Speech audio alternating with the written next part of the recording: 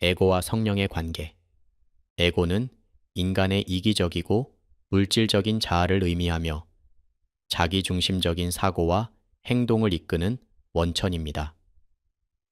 현대사회에서 에고는 개인의 이익을 극대화하려는 경쟁적 사고방식, 소셜미디어에서의 자기 과시, 그리고 타인의 의견보다 자신의 욕구를 우선시하는 행동에서 자주 드러납니다.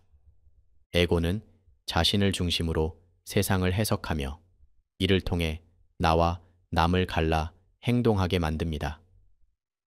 창세기 2장 7절에는 여호와 하나님이 땅의 흙으로 사람을 지으시고 생기를 그 코에 불어넣으시니 사람이 생명이 되니라. 창세기에 기록된 하나님의 창조 행위는 인간의 본질에 대한 근본적인 이해를 제공합니다. 하나님은 흙으로 사람을 지으시고 그의 코에 생명의 숨을 불어넣으셨습니다. 이로써 인간은 단순한 물질적 존재를 넘어 생명을 가진 생명이 되었습니다.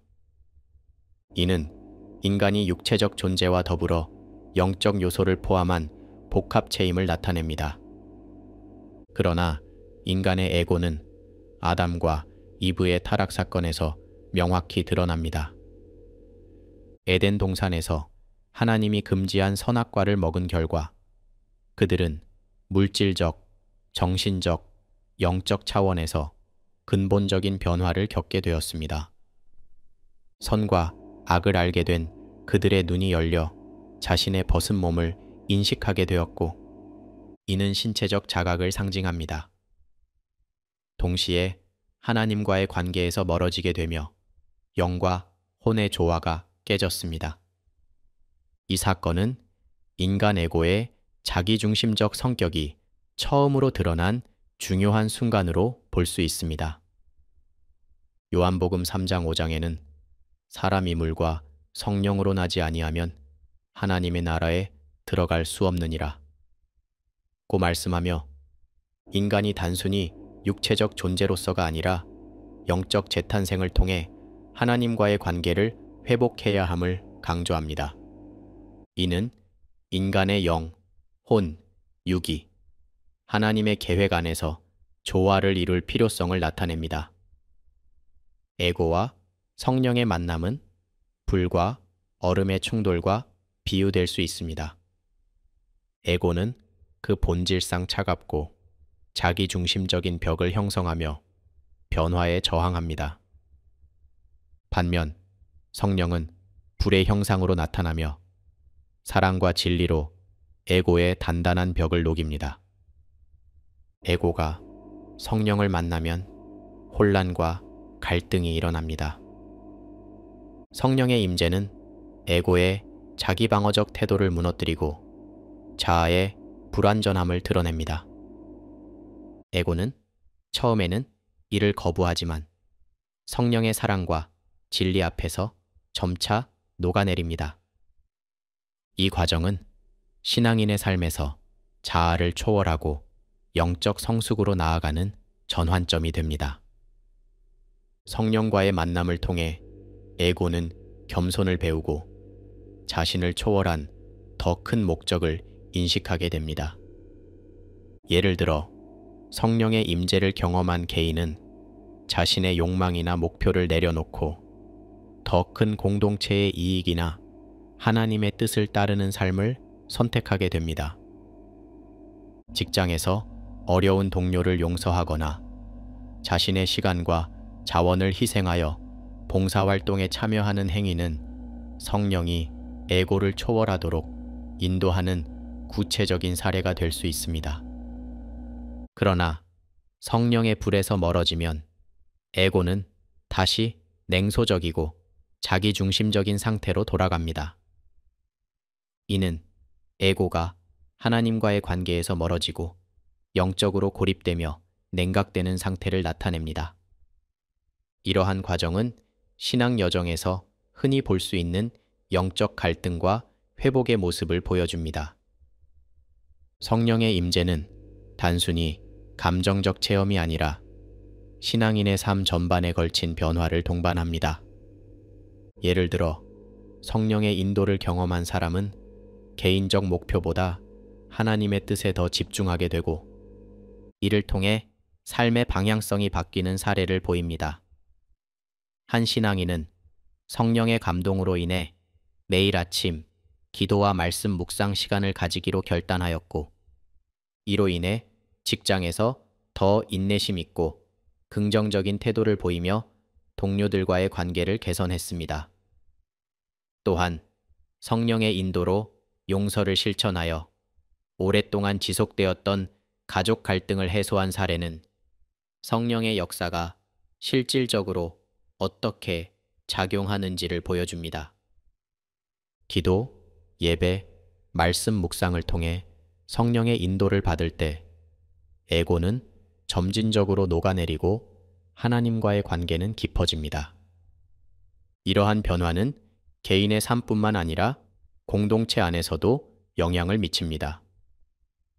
성경적 근거로 본 에고와 성령의 갈등은 내 속사람으로는 하나님의 법을 즐거워하되 내 지체 속에서 한 다른 법이 내 마음의 법과 싸워 내 지체 속에 있는 죄의 법으로 나를 사로잡는 것을 보는도다. 바울의 이 말씀은 에고와 성령 간의 내적 갈등을 잘 묘사하고 있습니다. 그는 자신의 내면에서 하나님의 법을 즐거워하지만 동시에 육체의 법이 그를 억누르는 것을 경험합니다. 이는 에고와 성령 사이의 지속적인 대립을 보여주며 성령의 인도가 이 갈등을 해결하는 핵심임을 암시합니다. 내가 이르노니 너희는 성령을 따라 행하라 그리하면 육체의 욕심을 이루지 아니하리라. 바울은 성령을 따라 사는 삶을 권고합니다. 현대 사회에서는 성령의 인도를 받는 삶이 자신의 일상 속에서 하나님의 뜻을 실천하는 모습으로 나타날 수 있습니다. 이는 직장에서 윤리적인 결정을 내리거나 사회적 압력 속에서도 믿음의 가치를 지키는 선택을 포함합니다. 예를 들어 한 신앙인은 어려운 상황 속에서도 성령의 인도를 받아 불의에 타협하지 않고 정직함을 유지하며 이를 통해 동료들에게 선한 영향력을 미치는 사례를 보여줄 수 있습니다. 육체의 소욕은 성령을 거스르며 성령은 육체의 욕망을 억누릅니다. 성령의 인도를 따를 때 인간은 에고의 지배에서 벗어나 하나님의 뜻에 순종하는 삶을 살 수 있습니다. 이는 단순히 육체적 욕망의 억제에 그치지 않고 인간의 전인적 변화로 이어집니다. 마태복음 26장 41절에는 시험에 들지 않게 깨어 기도하라. 마음에는 원이로되 육신이 약하도다. 예수님은 제자들에게 깨어 기도하라고 경고하며 인간의 영적 의지는 강하지만 육체가 약하다는 점을 강조하셨습니다. 이는 에고와 성령 사이의 갈등에서 인간의 기도가 중요한 역할을 한다는 것을 보여줍니다. 기도는 성령의 인도를 구하고 에고를 극복하는 데 필수적인 도구입니다. 에고와 성령의 관계는 인간 내면에서 벌어지는 영적 갈등과 변화를 보여줍니다. 이러한 갈등은 일상 속에서 구체적으로 드러날 수 있습니다. 예를 들어 한 신앙인이 직장에서 부당한 상황을 마주했을 때 에고는 즉각적인 방역이나 이익을 위해 타협을 유도하지만 성령은 인내와 정의를 선택하도록 인도합니다. 이 신앙인은 성령의 인도를 따라 침착하게 대처하며 정직함을 유지함으로써 주변에 선한 영향을 미치는 사례를 보여줄 수 있습니다. 또한 가정 내 갈등 상황에서도 성령은 용서와 화해를 선택하도록 이끌어 에고가 야기할 수 있는 분열을 극복하게 만듭니다. 이를 통해 성령은 에고의 자기중심적 본성을 점차 변화시키며 신앙인의 삶을 더 풍요롭고 조화롭게 만듭니다. 성령의 역사는 에고의 제약을 넘어서서 신앙인의 삶에 참된 자유와 평화를 가져옵니다. 에고를 극복하고 성령을 따르는 삶은 하나님께 가까이 나아가는 길이며 궁극적으로 영적 성숙에 도달하게 합니다. 이러한 여정은 매일의 선택과 결단 속에서 이루어지며 인간이 하나님의 뜻을 실천하는 데 필요한 믿음과 순종을 반영합니다. 에고와 성령의 만남은 단순히 개인의 신앙 여정을 넘어 공동체 안에서도 하나님의 사랑을 실천하고 나누는 삶으로 확장됩니다. 이는 하나님과의 화해와 연결을 통해 인간의 존재가 변화하고 영원한 삶의 목적을 이해하게 되는 과정을 상징합니다.